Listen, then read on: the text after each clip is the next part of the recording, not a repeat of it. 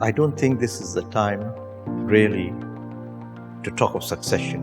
What if this difficult scenario continues for not just 1-2 years, for more years, closer to the next elections?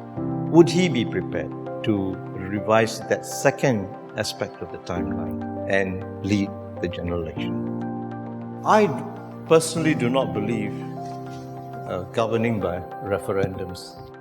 That's my own view. You are elected by the people. You have the mandate for whatever period of years. 81岁的贾古玛教授1980年踏入政坛，他其实更早就接到从政的邀请，但他在第二次受邀时才答应。And then I said, look, you guys are doing a good job. I want to be a professor in the university for the rest of my life. Then they posed a question to me that, okay, Jaya, we have been asked to form the next team. If you're on top of our list, you say no. Then the next fellow says no. The next fellow says no. If you go to the bottom of the list, would you regret it later in life? So that evening I went back and discussed with my wife. I said, we cannot say no. So that's why I'm ending up where I was.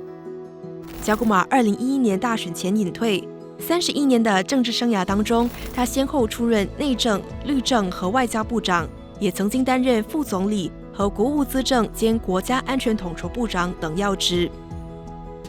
贾古玛最近在官病疫情中完成一本关于治理国家的新书，其中就讲述了他的政治传承故事。Interestingly, later when I wanted to step down as law minister, Mr. Goh Chok Tong actually told me, you cannot step down as law minister unless you get a successor. So then I looked around and said, who are our best students in law school? Was Davinder Singh and Shanmugam.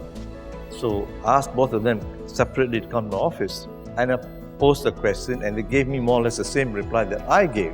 So I posed to them the same question, what if? And they both agreed. And that's why they ended up being members of parliament. There are many things which are needed to keep Singapore's success story going. And one of those attributes will be getting good people, not just as ministers, prime minister, but in all sectors, professions, public service, private sector. I do know actually that some people have been approached and the wives or family were reluctant. So I hope that they will consider the same question that was put to me, and maybe they've changed their minds. 名为《治国新加坡的视角》的新书是贾古玛9年来的第5本。日前他配合新书的发表，接受媒体联访，针对一些法律问题和近期的热点课题分享意见。I personally do not believe governing by referendums. That's my own view. You are elected by the people. You have the mandate for whatever period of years, and your job is to govern to the best of your ability in the interest of the people. And if you do a good job of it, then the next election results will indicate. It's not possible to please all the people on many of the difficult issues. It's just not possible.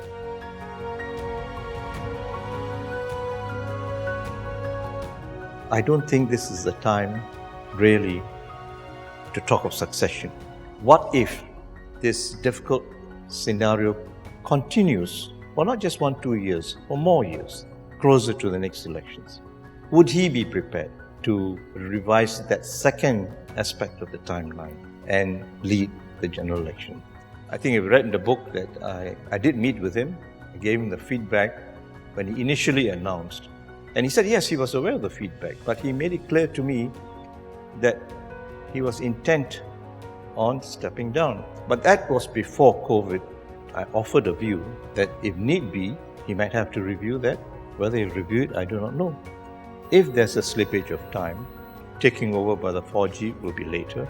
But I did say in my book that it also gives them that extra time to work with the PM and other senior ministers in that kind of scenario. In the same way that I and some of the younger ministers in my time benefited from working with leaders like Lee Kuan Yew, Goh Keng Swee.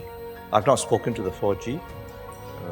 I do not know their views, but I'm quite sure that they will also be guided by the main consideration of what is best in Singapore's interests.